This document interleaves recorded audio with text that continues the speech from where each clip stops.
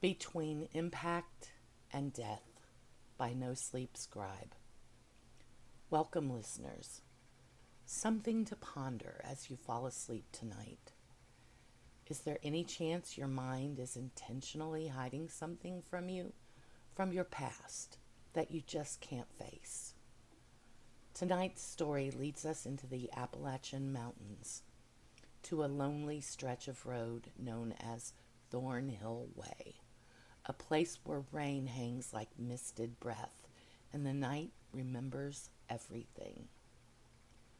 Phillip Danvers is nearly home after a long drive, heavy with old family ghosts, when his car dies in the darkness. And on that silent road, a pale girl steps out of the rain, barefoot, watching, waiting. When she speaks, Philip is forced to remember something his mind buried long ago. Something broken and screaming on Thornhill Way. Because some roads don't forget.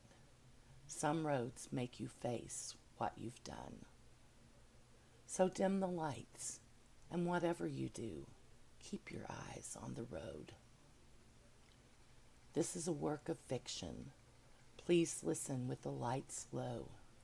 Be ready to face your past and deal with it. If you enjoy psychological horror, atmospheric storytelling, and slow burn dread, you're in the right place.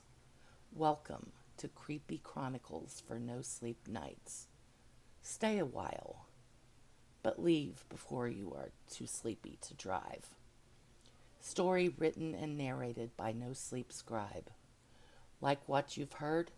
Subscribe for more original dark fiction. Leave a comment. What part stayed with you? Share with someone who loves unsettling stories. Content note: themes of vehicular manslaughter, psychological horror, guilt, and the implied death of a child. Between Impact and Death by No Sleep Scribe. Phillip Danvers, rubbing his heavy eyelids and rolling his stiff neck, was near the end of his hours-long drive. The warm spring rain he'd welcomed earlier had turned cold and needling by 2 a.m., pelting the dark countryside. Route 16, or Thornhill Way if you asked a local, was a long, slick ribbon curling through the misty Appalachian Mountains, the gateway to a dozen small towns where everyone knew everyone, and far too many were related. Another 15 minutes, you can do it, he muttered to himself. As he neared his parents' home, the one he had grown up in, the past suffocated him with bitter memories. His autocratic father, their constant clashes during his rebellious teens. Even the present offered no relief, only fear. Would his father survive his massive heart attack? How would his mother cope? Thornhill Way looked eerie in the rain-shrouded darkness. He rolled down the window in spite of the rain, hoping the fresh air would rouse him. The shock of icy rain on his cheek jolted him awake, and he quickly rolled the window almost closed. The mist thickened, muffling the world to the rhythm of a light rain on his windshield. His radio cut to static. His headlights dimmed. His engine coughed and died, and he drifted to a silent stop in the middle of the road. The silence seemed to throb. Even the rain sounded distant, as if the road had slipped into another world. That's when he saw her, a young girl in a soaked white nightgown clinging to her thin frame, bare feet, long dark hair veiling her face. She stood in the road, not moving. Philip exited his car and crouched beside her. Hey, are you hurt? Do you need help? She lifted her face. Her eyes were oily black, the kind that looked too open, too hollow. What's your name?" he whispered. The girl smiled, a small wrong thing. "My name is Nora. I was named after my grandmother." Philip's stomach tightened. Something ancient and cold pressed into the back of his skull. The rain grew silent. Nora took Philip's hand. Her cold seeped into his bones. His vision wavered, like something inside him was pulling loose. Philip stumbled backward until his heel hit the edge of the asphalt. His lungs burned. Breathing felt wrong. Flashes of memory assaulted him. Too much alcohol, driving too fast, screaming tires, a white-clad figure. She stood before him, serene, unblinking. "I didn't hit anyone," Philip rasped. "I would remember." "You do remember," she said. "But you tucked it away, like a dying animal under a porch, hidden, unseen, but not gone." Philip pressed his hands to his temples. Images flashed behind his eyes. Headlights, slicing rain, a small shape in the road, a sensation of impact, muffled, distant. Could it have really happened?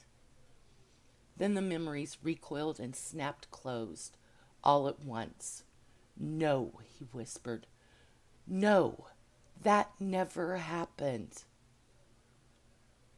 The girl took a step toward him. The hem of her nightgown hovered just above the wet pavement. "Trauma is clever, Philip. It builds rooms, locks doors, moves things around when you're sleeping. And you helped it pack the boxes." Tears streamed from his eyes as the door to the memory unlocked with finality. He saw it all. The flash of white in front of him, watching her tumble through the air like an acrobat after he struck her. Frantically braking, rushing to her side, seeing the unnatural angle of her neck and the pool of blood spreading under her. His heart thundered. His breath came in sharp, panicked bursts. He stared at her broken body and made the worst decision of his life. He fled. He had killed her and then wiped it from his mind like chalk from a board. "I'm just the lure," she whispered. "There are others here for you." Suddenly, her head snapped to the left, and she pointed towards the woods. "It's here, the repentant." A looming figure emerged. The drizzle blurred the world into streaks of gray, but the tall shape remained sharp, too sharp, as though it wasn't made of the same matter as everything else. Too angular, limbs slightly disjointed, its head tilted as though gravity pulled on it from the side. Its eyes glimmered with a flat, artificial shine, like marbles embedded in skin. As it drew closer, Philip realized the shape beneath its flesh wasn't bone. It was something shifting, something fluid, searching for the correct arrangement. Philip's voice cracked. What the... "Repentance form where tragedy lives," Nora said.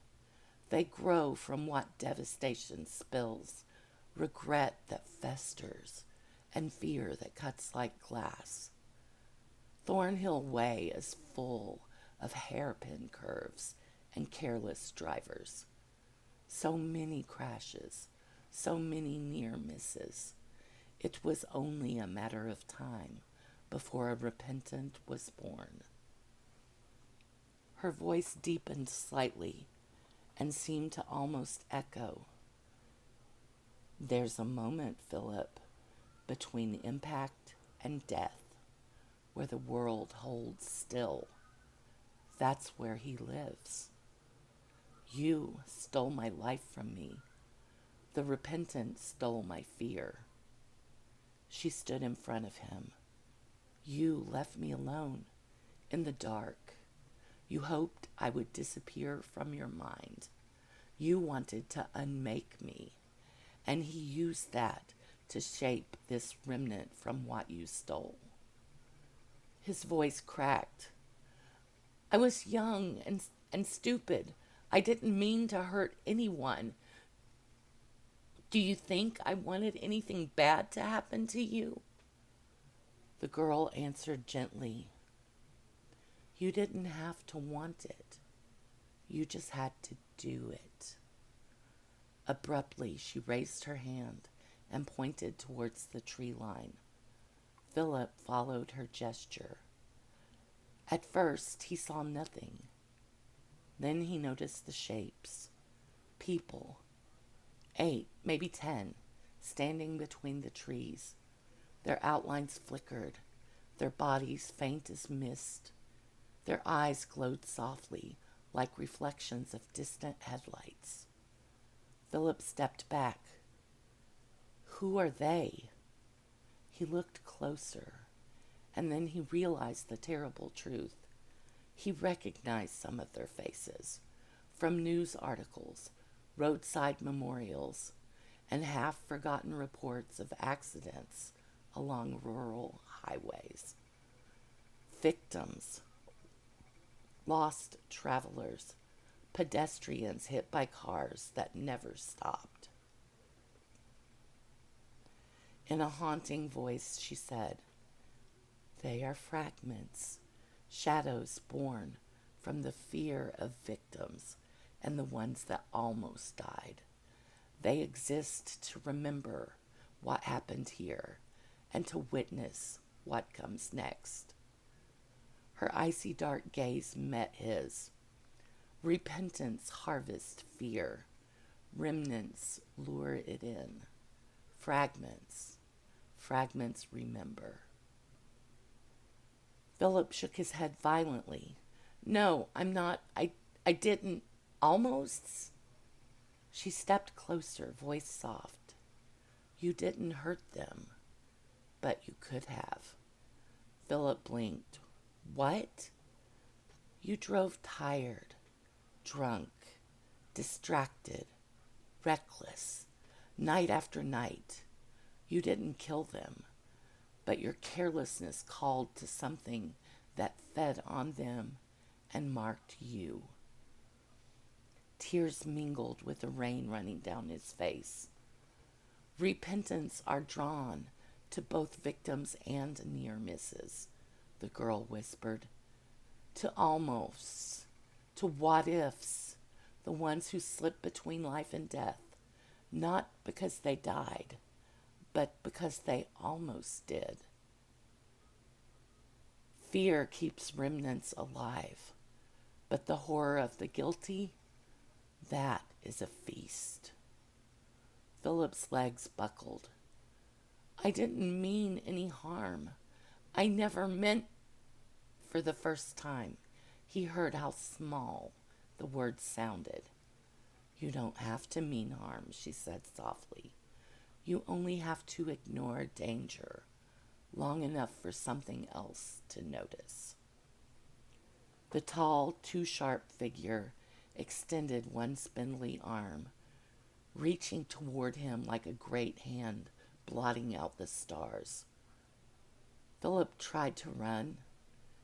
His foot caught on the uneven edge of the asphalt, and he fell, palms scraping gravel. Pain shot up his arms, distant and unreal. The girl appeared beside him, kneeling. Philip's voice broke. What do they want from me? She finally answered, calm and certain. They want you to finish what you almost started. They want you to join the ones who live between the moment of impact and the moment of death. The tall figure knelt beside him, its face inches from his. Its eyes, if they were eyes, swirled like storm clouds in a tunnel of endless night. Philip tried to flee, but his body would not obey. His heartbeat slowed, stretching, pausing between beats. Too long, too slow, too wrong. And the figure whispered, not in sound, but inside his head, "We have waited a long time for you." The girl stepped back and watched. The fragments drifted forward. Darkness curled around him like a blanket, warm and suffocating. His body trembled. His breath hitched. He opened his mouth to scream, and the shadows surged in, swallowing the scream and the man who made it.